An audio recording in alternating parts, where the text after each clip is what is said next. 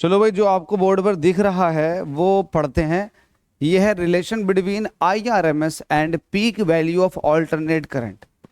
पता चल गया होगा कि ये चैप्टर 7 के अंदर से लिया गया है। आईआरएमएस और पीक वैल्यू, जिसको आप आई नोट कहते हैं, इसके बीच में रिलेशनशिप स्टैब्लिश करनी है। एक डेरिवेशन है। आपको पता है ऑल्टरनेट करंट जो चैप्टर है इसके अंदर एक यही लॉन्ग डेरिवेशन है, और यही डेरिवेशन जो बायो वाले बच्चे हैं उनको दिमाग खराब करके रखता है, समझ में नहीं आता। तो आज की इस वीडियो के अंदर इस डेरिवेशन को बड़े सिंपल वे में समझ लेंगे और बहुत अच्छे से प्रैक्टिस भी करवाने की कोशिश करूंगा, और आप लोगों को भी प्रैक्टिस करनी है, क्योंकि एसी के अंदर ऑल्टरनेट करंट के अंदर जो टॉपिक है वो 4 बहुत ज्यादा इंपॉर्टेंट है। एक तो आईआरएमएस और पीक वैल्यू के बीच में रिलेशनशिप। दूसरा जो सेकंड इंपॉर्टेंट है वो है एलसीआर सर्किट। तीसरा जो इंपॉर्टेंट है वो है एसी जनरेटर। बच्चे पूछते रहते हैं क्या क्या इंपॉर्टेंट है, तो बता रहा हूं। और चौथा जो लास्ट में मोस्ट इंपॉर्टेंट भी कह सकते हैं वो है ट्रांसफॉर्मर। ये 4 टॉपिक हैं जो मोस्ट इंपॉर्टेंट हैं। मैं आज आपको बता रहा हूं, वीडियो की डेट देख लें। आज की डेट में ये वीडियो बन रही है, और आप जब आपका पेपर होगा तो आप बोर्ड एग्जाम में देखेंगे कि इसमें से बहुत कुछ आपको बोर्ड एग्जाम में रखने के लिए या देखने के लिए मिलेगा। इसके न्यूमेरिकल भी आएंगे, थ्योरेटिकल पार्ट भी आएगा, तो लिटरली आप बिल्कुल मिस मत करना। अगर आपने इस चैप्टर के वेरी शॉर्ट क्वेश्चंस नहीं कर रखे हैं तो डिस्क्रिप्शन में लिंक दे दूंगा वेरी शॉर्ट क्वेश्चंस का, वो भी देख लें। वरना जब वीडियो एंड होती है तो एंड स्क्रीन में पूरी प्लेलिस्ट दिखा दी जाती है, वहां जाकर के आप देख सकते हैं कि कितने सारे क्वेश्चंस हैं। न्यूमेरिकल भी लगाओ, क्योंकि मैंने एसी चैप्टर के बहुत सारे न्यूमेरिकल सॉल्व कर रखे हैं सिर्फ आप लोगों के लिए, ताकि आप लोगों की तैयारी अच्छी हो जाए। तो ध्यान रखना, इन 4 टॉपिक में से ही आएगा आपके बोर्ड एग्जाम में। तो तैयारी करो, दमदार वाली तैयारी करो, लग के तैयारी करो, मेहनत से तैयारी करो। डाउट है तो डिस्कस करो अपने टीचर्स से। यहां पर पूछा रिलेशन स्टैब्लिश करो आईआरएमएस एंड पीक वैल्यू के बीच में। ठीक है भाई, आपको ये तो पता है ना कि आईआरएमएस इसकी फुल फॉर्म क्या होती है। आर का मतलब होता है रूट, एम का मतलब होता है मीन, और एस का मतलब होता है स्क्वायर। ये करंट की एक ऐसी वैल्यू है जिसको आप बोलते हो root mean square value of the current. Root mean square value of the current, इसको बोलते हैं आईआरएमएस। ठीक है भाई, ये रूट मीन स्क्वायर वैल्यू, इसका मतलब क्या। देखो, आपको पता है एसी जो है वो ऑल्टरनेट होती है टाइम के साथ, इसकी वैल्यू में चेंजेस आते हैं। लेकिन ये IRMS value of the current वो करंट होती है, एक ऐसा कह सकते हैं कि एक तरह से एवरेज। एवरेज थोड़ा इनएप्रोप्रिएट होगा, ये आईआरएमएस का होगा, ज्यादा बेहतर होगा। जो करंट आपकी इंस्टेंटेनियस करंट आती है ना, देखो ये यहां पर करंट चेक करो कुछ और, यहां पर कुछ और, यहां पर कुछ और, यहां पर कुछ और।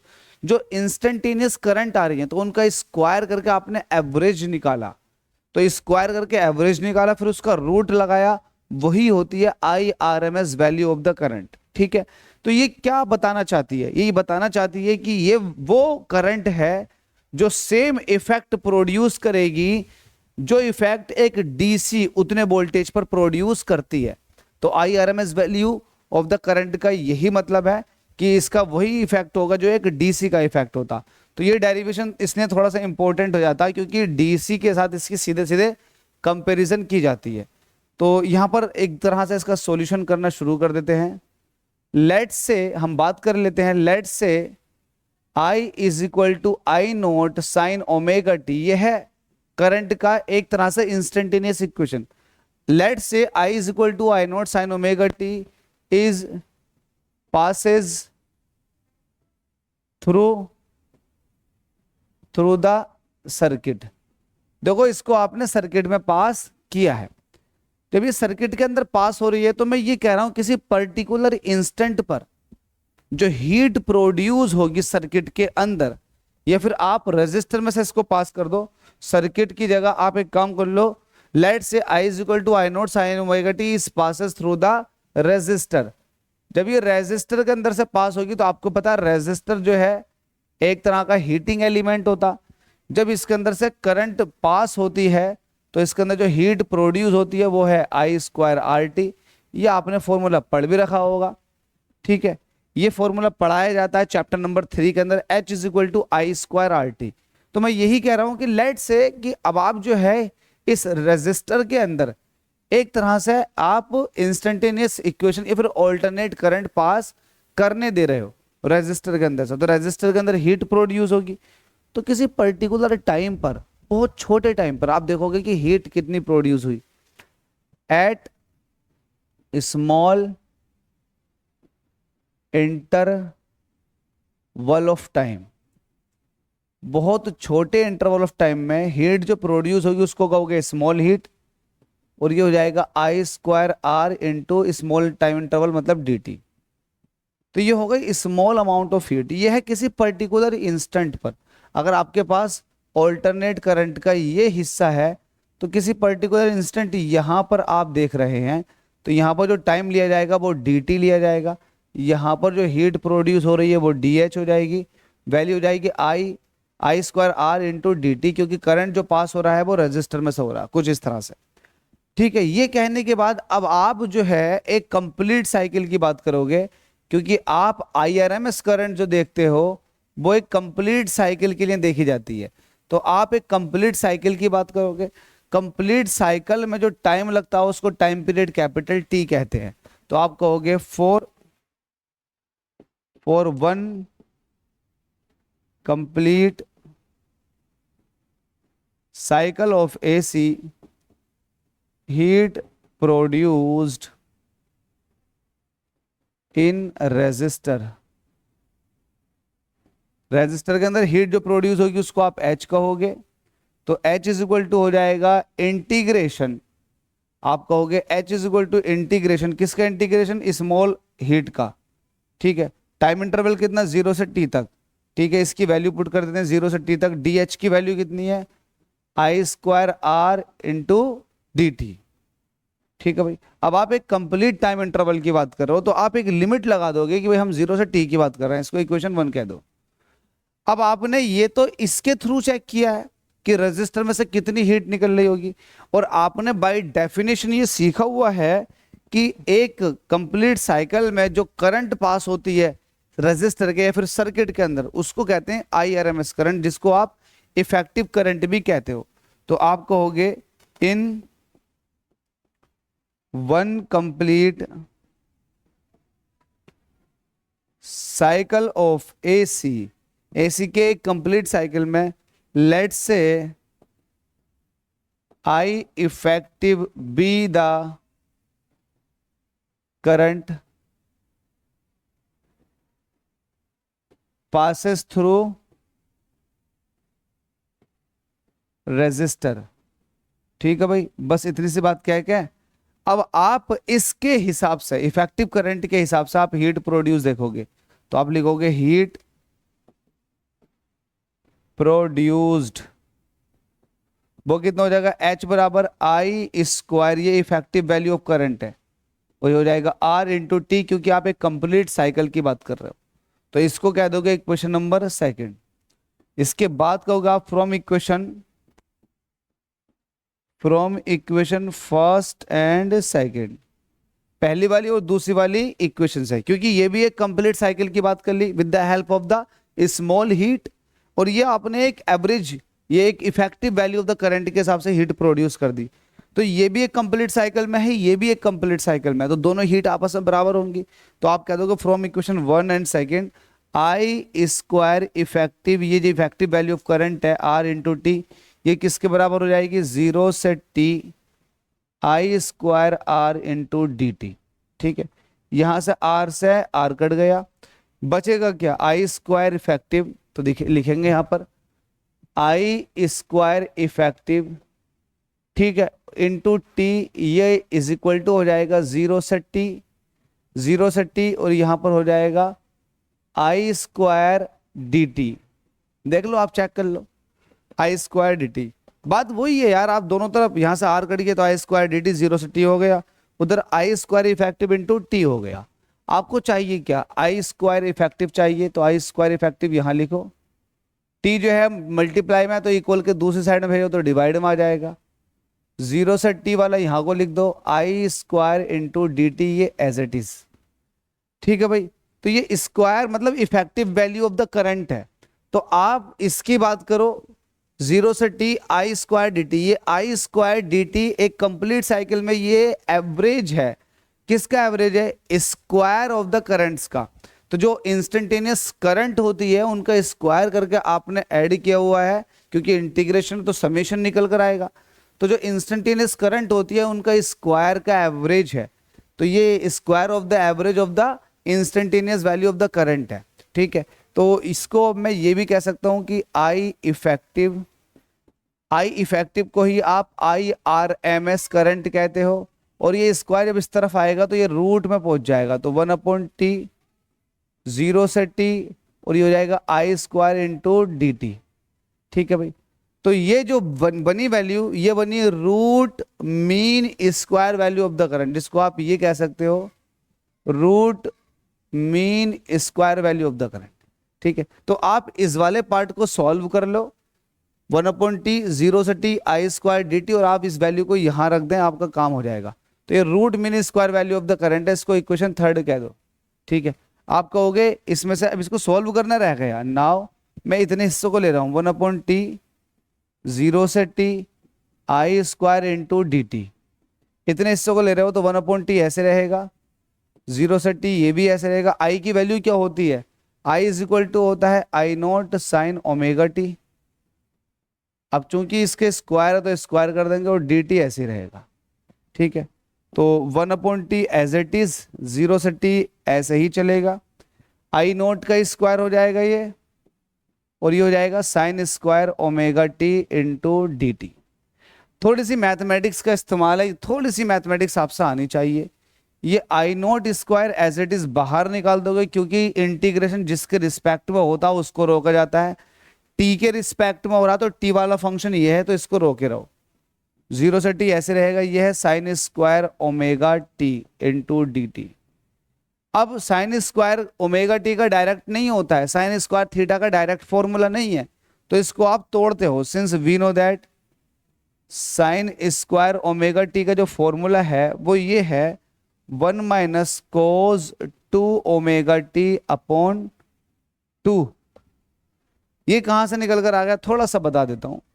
कोस 2 थीटा का एक फॉर्मूला होता है, वैल्यू क्या होती है? 1 माइनस 2 साइन स्क्वायर थीटा। अगर मैं यहां से साइन स्क्वायर थीटा की वैल्यू निकालूं तो निगेटिव वाली को इधर को ले आओ, पॉजिटिव हो जाएगा 2 साइन स्क्वायर थीटा, और 1 के बराबर में इधर को ले जाओ इसको, तो 1 माइनस कोस 2 थीटा। यहां से साइन स्क्वायर थीटा की वैल्यू निकालो तो ये हो जाएगा 1 माइनस कोस 2 थीटा अपॉन 2। ये वैल्यू आ गई 1 माइनस कोस 2 थीटा अपॉन 2। तो यहाँ पर थीटा की जगह ओमेगा टी चल रहा है, तो ओमेगा टी रख दिया आपने थीटा की जगह, बाकी सब एज इट इज ऐसे ही है। स्क्रीनशॉट ले लो ताकि आपको पता चल जाए कि मैंने क्या हरकत की है। अब देखो इसको सॉल्व करेंगे तो I0 square upon t as it is, 0 से t ये भी, साइन स्क्वायर ओमेगा टी की जगह आप लिख सकते हो 1 minus cos 2 omega t upon 2, और ये डी टी ऐसे ही चल रहा है। ठीक है भाई, इसको और आगे ले जाता हूं। ये 2 डिवाइड में है, इसका कोई रोल नहीं है, तो इसे मैं बाहर निकाल कर ले आऊंगा इंटीग्रेशन से एज इट इज। तो जैसे ही बाहर निकाल कर लेकर आऊंगा तो वैल्यू क्या आ जाएगी? I0 का स्क्वायर, 2 भी है t भी है तो 2t आ जाएगा। अब इंटीग्रेशन के अंदर जो कहानी बची 0 से t वो क्या बची? 1 माइनस कोस 2 ओमेगा टी, बस खत्म। और डी टी के रिस्पेक्ट में इंटीग्रेशन हो रहा तो ये बाहर। अब इंटीग्रेशन का ये रूल है कि अंदर जो भी टर्म्स हैं उनका आप इंडिविजुअल इंटीग्रेशन करोगे। तो I0 स्क्वायर अपॉन 2t ये तो बाहर ही मान के चलो, आप सबके बाहर है। इसका इंटीग्रेशन करेंगे तो आपको पता है कि अगर आपके पास 1 है और यहाँ पर dt लिखा हुआ तो इसका इंटीग्रेशन हो जाता है t, जिसके रिस्पेक्ट में करते हैं वो आ जाता है, मतलब स्मॉल t। अगर लिमिट है तो वो लिमिट यहाँ पर आ जाएगी ऐसे। अगर कांस्टेंट टर्म है, जैसे कि यहाँ पर अगर 5 होता, 5 इंटू डी टी होता, फिर इंटीग्रेशन करते 0 से t, तो 5 बाहर रह जाता, 0 से t डी टी का करते तो डी टी का भी t हो जाता, और लिमिट कुछ इस तरह से आ जाती। तो ये इंटीग्रेशन सॉल्व करने का तरीका, आपको ये इंटीग्रेशन आना चाहिए बेसिक लेवल पे। इसको सॉल्व करो, अब आप सॉल्व करोगे तो वैल्यू क्या आ जाएगी?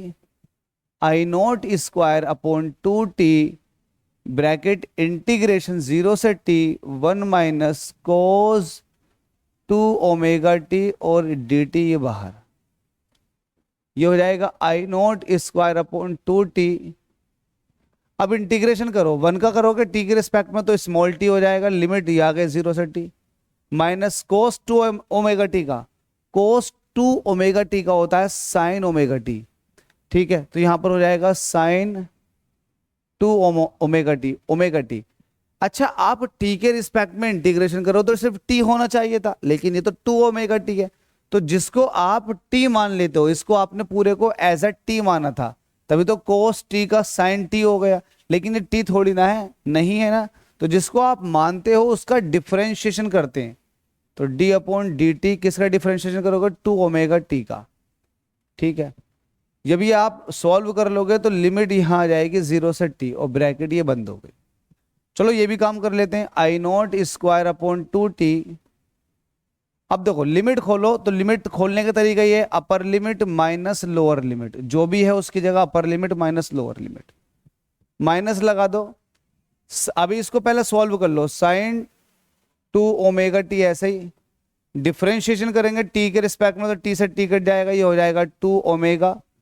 अब आपका सोल्व हो चुका है इंटीग्रेशन, अब लिमिट रह गई है बस, तो लिमिट लगाना सीख लो, बस खत्म डेरिवेशन।